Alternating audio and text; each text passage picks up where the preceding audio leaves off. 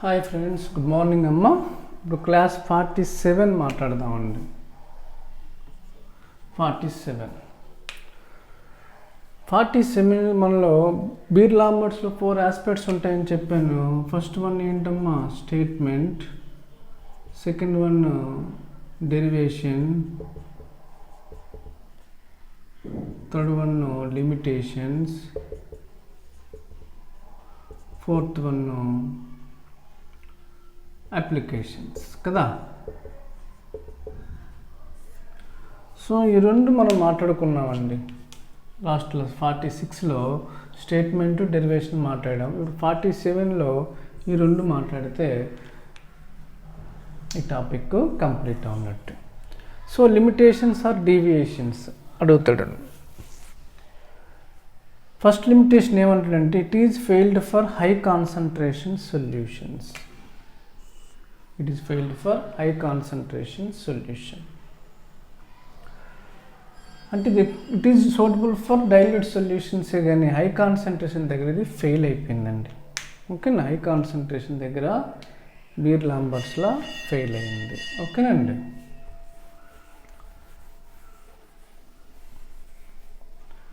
So second one it is failed for polychromatic light radiations. Polychromatic and more than one wavelength light radiation. Monochromatic light, it is suitable for monochromatic light radiation, so it is failed for polychromatic light radiation ki fail ayipindi. It is failed for scattering of light radiations due to colored particles present in a solution. Suppose ఒక సొల్యూషన్లో colored particles and dust particles ఉన్నాయి అనుకుందాం. Surface chemistry మాట్లాడడం కదా. Light pass అయిన వెంటనే ఏమవుతుందండి? Scattering జరిగిపోతుంది light due to coloured particles వల్ల. అలా స్కాటరింగ్ అయినటువంటి లైట్ రేడియేషన్స్కి ఇది పని చేయలేదు. కాబట్టి it is failed for scattering of radiation due to what sir? Coloured particles present in a solution. Okay, 3 correct కదండి, అర్థమైంది. It is failed for solution having fluorescence and phosphorescence properties. సొల్యూషన్స్కి fluorescence, phosphorescence 2 properties ఉంటాయండి కొన్ని సొల్యూషన్స్కి. అవేంటి next సెమిస్టర్లో మాట్లాడతాం. Just ఆ statement కూడా గుర్తుపెట్టుకోండి, మళ్ళీ ఇక్కడ చెప్పమంటే టైం చాలదు. So it is failed for solutions having ఏంటండి? Fluorescence and phosphorescence properties. Fluorescence and phosphorescence properties ఉన్న సొల్యూషన్స్కి ఇది ఫెయిల్ అయిపోయింది. Next it is failed for solution in which solute react with solvent. సొల్యూషన్లో సొల్యూట్ సాల్వెంట్ ఉంటాయి కదండి. ఈ సొల్యూట్ సాల్వెంట్తో రియాక్ట్ అయిపోయింది అనుకోండి, అటువంటి సొల్యూషన్కి ఇది ఫెయిల్యూర్ అయిపోయింది.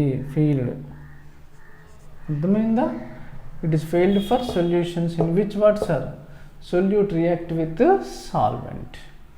అదండి 5 లిమిటేషన్స్ మనం చదువుకోవాలి స్టేట్మెంట్స్ వరకు. ఏంటమ్మా?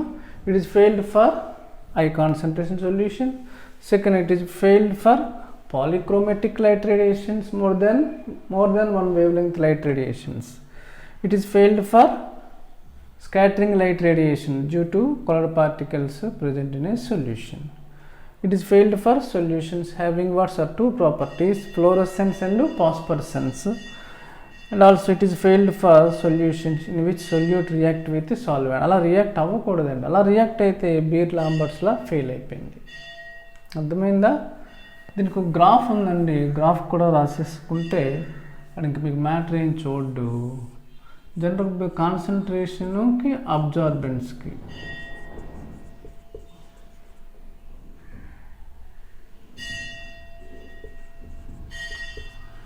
కాన్సన్ట్రేషన్ అబ్జార్బింగ్ గ్రాఫ్ ఇస్తే కాన్సన్ట్రేషన్ పెరిగితే కదండి ఏ ప్రపోర్షనల్ టు సి కదండి. అబ్జర్వ్ ఏంటండి? ఏ ఈజ్ ఈక్వల్ ఎప్సిలాన్ సిటీ కదండి. సిఎల్. గుడ్. ఏ ఇంక్రీజ్ అయితే కాన్సన్ట్రేషన్ ఇంక్రీజ్ అయితే ఏ ఇంక్రీజ్ అవుతుంది కదా, అబ్జార్బెన్స్ ఇంక్రీజ్ అవుతుంది కదండి. కాబట్టి గ్రాఫ్ అనేది ఇలా రావాలి, స్ట్రైట్ లైన్ రావాలి. సో లోవర్ కాన్సన్ట్రేషన్ దగ్గర గ్రాఫ్ చాలా స్ట్రైట్ లైన్ వచ్చిందండి. ఎందుకు? ఏ ప్రపోర్షనల్ టు సి కదా కాన్సన్ట్రేషన్. లో కాన్సన్ట్రేషన్ కన్నా హై కాన్సన్ట్రేషన్ దగ్గరికి వచ్చినప్పుడు ఫెయిల్ అయిపోయింది, డీవియేషన్ వచ్చేసింది. ఏంటండి? ఇలా వచ్చింది, ఇలా వెళ్ళిపోయింది, అలాగే పైకి కూడా వెళ్ళిపోయింది. ఇది ఐడియల్ అండి, పక్క ఐడియల్ సొల్యూషన్కి వస్తుందండి. ఇదేంటి నెగిటివ్ డీవియేషను,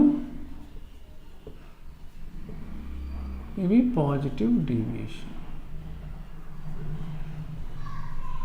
ఓకేనా? అట్లా గ్రాఫ్ డ్రా చేసుకోండి. సో లోవర్ కాన్సన్ట్రేషన్ దగ్గర స్ట్రైట్ లైన్ వచ్చింది, ఏ ప్రపోర్షనల్ టు సి కాబట్టి. బట్ హై కాన్సన్ట్రేషన్ దగ్గర ఏమైంది, డీవియేషన్ జరిగిపోయింది, పక్కకు వచ్చేసింది. ఇదేంటి ideal solution, negative deviation from ideal solution, positive deviation from ideal solution. These are the limitations complete అయ్యావండి. సో నెక్స్ట్ కాన్సెప్ట్కి వస్తే applications, fourth one.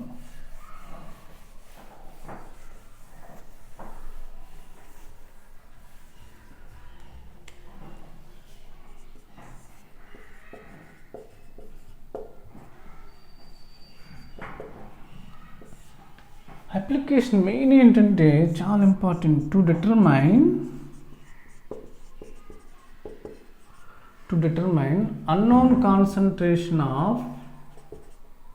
unknown concentration of solution by using known concentration of solution.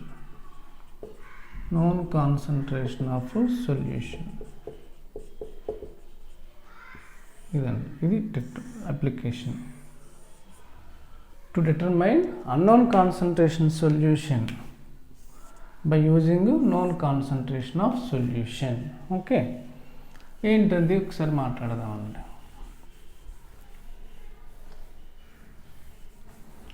Suppose మనకి Beer లాంబర్ట్స్లో ఏంటండి, absorbance is equal to epsilon C L కదా.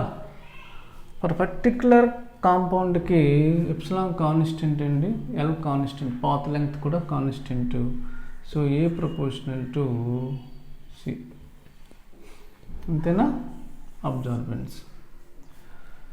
So A K proportional to C K అవుతుందా, that is A K అంటే అర్థం ఏంటి, నోన్ అబ్జార్బెన్స్, సికే ఏంటి known concentration. అలాగే ఏయు ప్రపోర్షనల్ టు సియు అవుతుందా, గుడ్. ఏయు అంటే ఏంటి, అన్నోన్ అబ్జార్బెన్స్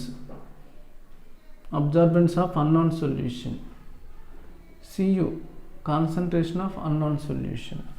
ఇప్పుడు మనకి C U by CK is equal to ఏమవుతుందండి, C U by CK is equal to AU by A K. ఒప్పుకుంటారు కదండి. C U by CK is equal to AU by A K. మనకేం unknown కావాలి, therefore C U is equal to చెప్పండి C K into A U by A K. This is ఓకేనా, good. మరి ఇక్కడ ఏంటి words రాయాలండి. Cu అంటే ఏంటి, సికే ఏంటి, ఏయు ఏంటి, ఏకే ఏంటి చెప్పండి. Concentration of unknown solution, C K concentration of known solution, A U absorbance of unknown solution, A K absorbance of known solution. అర్థమైందా, అంతేనండి. అప్లికేషన్ మళ్ళీ ఒకసారి మాట్లాడదాం. To determine the unknown concentration of solution by using known concentration solution. Known concentration నుండి unknown వస్తుంది. ఎలాగా, Beer లాంబర్ట్స్లో ఏం చెప్తుంది, A is equal to epsilon C L. Epsilon constant, C L constant, path length constant. For particular సబ్స్టెన్స్కి epsilon molar absorption coefficient కూడా constant. కాబట్టి A proportional to C, AK proportional CK, AU proportional CU. CU by CK is equal to AU by AK. మనకు CU కావాలి, CU is equal to CK. ఇటు division చేస్తున్నట్టు వస్తే multiplication చేస్తుంది. చెప్పండి. CuCl ఏంటమ్మా? Concentration of unknown solution. వచ్చేసిందా రాలేదా? కాపర్ అనుకోకండి, Cu అన్నోన్. సో Ck అంటే concentration known solution, A absorbance of unknown solution, K అంటే absorbance of known solution. This is the applications. ఓకేనా? ఈ ఆస్పెక్ట్స్లో 2 ఇంపార్టెంట్ క్వశ్చన్స్ ఉన్నాయండి. State beer-Lambert's law and how can determine the chromium in potassium dichromate solution. That is 10 marks question. అలాగే define beer-Lambert's law, how to determine the manganese in manganese sulfate solution. So ఆ రెండు next వీడియోలో మాట్లాడదామండి. జనరల్గా application topic ఇది. 2 applications మన సిలబస్లో ఉన్నాయి. Determination of chromium and determination of manganese. ఈ రెండు మనం డిస్కస్ చేస్తే ఈ టాపిక్ కంప్లీట్ అవుతుంది. Thank you, bye.